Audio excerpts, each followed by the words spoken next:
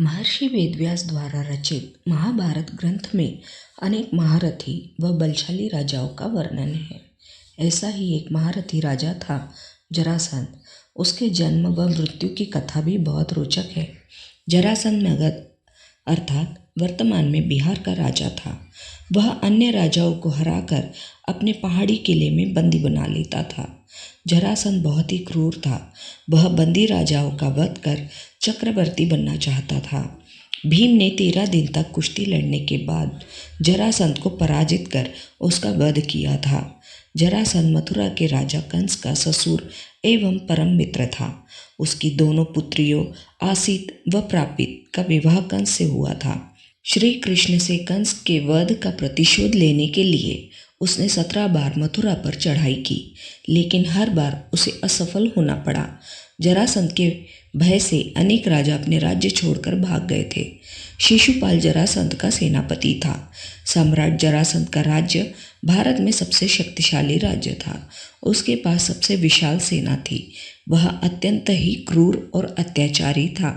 हरिवंश पुराण के अनुसार उसने काशी के कौशल, चेदी, मालवा, विदेह, अंग, वंग, कलिंग, पांड्य, सौबीर, मद्र, कश्मीर और गांधार के राजाओं को परास्त कर सभी को अपने अधीन बना लिया था। इसी कारण पुराणों में जरासंध की बहुत चर्चा मिलती है। जरासंध अत्यंत क्रूर एवं साम्राज्यवादी प्रवृत्ति का शासक था। जरासंध भगवान शंकर का परम भक्त था। उसने अपने पराक्रम से 86 राजाओं को बंदी बना लिया था। बंदी राजाओं को अपने पहाड़ी किले में कैद कर लिया था। जरासंध 100 को बंदी बनाकर उनके बलि देना चाहता था, जिससे कि वह चक्रवर्ती सम्राट बन सके। चलिए जानते हैं कि ऐसे क्रूर राजा जरासंध का जन्म कैसे हुआ था। मगध देश में बृहद्रथ नाम के राजा थे। उनकी 2 पत्नियां थीं, लेकिन उन्हें कोई संतान नहीं थी। एक दिन संतान की चाह में राजा बृहद्रथ महात्मा चंड कौशिक के पास गए और सेवा कर उन्हें संतुष्ट किया। प्रसन्न होकर महात्मा चंड कौशिक ने उन्हें एक फल दिया और कहा कि ये फल अपनी पत्नी को खिला देना, इससे तुम्हें संतान की प्राप्ति होगी। राजा बृहद्रथ की 2 पत्नियां थीं। राजा ने वह फल काटकर अपनी दोनों पत्नियों को खिला दिया। समय आने पर दोनों रानियों के गर्भ से शिशु के शरीर का एक एक टुकड़ा पैदा हुआ। रानियों ने घबरा कर शिशु के दोनों जीवित टुकड़ों को बाहर फेंक दिया। उसी समय वहां से एक राक्षसी गुजरी। उसका नाम जरा था। जब उसने जीवित शिशु के 2 टुकड़ों को देखा तो अपनी माया से उन दोनों टुकड़ों को जोड़ दिया और वह शिशु एक हो गया। एक शरीर होते ही वह शिशु जोर जोर से रोने लगा।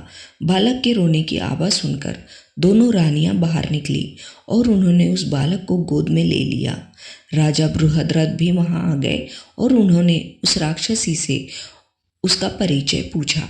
राक्षसी ने राजा को सारी बात सच सच बता दी। राजा बहुत खुश हुए और उन्होंने उस बालक का नाम जरासंध रख दिया, क्योंकि उसे जरा नाम के राक्षसी ने संधित किया था। चलिए जानते हैं कि जरासंध का वध भीम के द्वारा कैसे हुआ। तांत्रिक विद्या से जुड़े होने के कारण जरासंध को मारना लगभग असंभव था। श्री कृष्ण ने उसके जन्म का यह रहस्य पांडवों को बताया और समझाया कि उसे युद्ध के मैदान में मारना असंभव है। जरासंध का वध करने के लिए भगवान श्री कृष्ण ने योजना बनाई। योजना के अनुसार श्री कृष्ण, भीम व अर्जुन ब्राह्मण का वेश बनाकर जरासंध के पास गए और उसे कुश्ती के लिए ललकारा। जरासंध समझ गया कि ये ब्राह्मण नहीं है।